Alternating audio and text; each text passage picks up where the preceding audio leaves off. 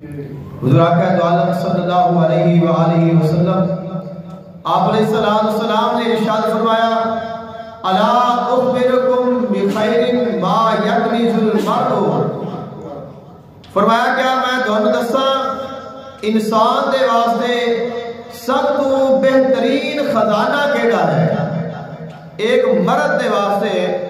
ایک مرد دا سب تو بہترین خزانہ، سب تو بہترین دولت کیڑی ہے؟ عرض کی کہ یا رسول اللہ صلی اللہ علیہ وسلم ضرور بتاؤ وہ سب تو بہترین خزانہ ایک مرد دا کیڑا ہے؟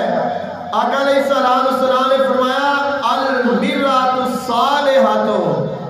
نیک بیوی اذا نظر الیہا سرت ہو، فرمایا جدو شوہر اپنی بیوی دی طرف دیکھے تو اس دی بیوی انہوں خوش کر دے گے،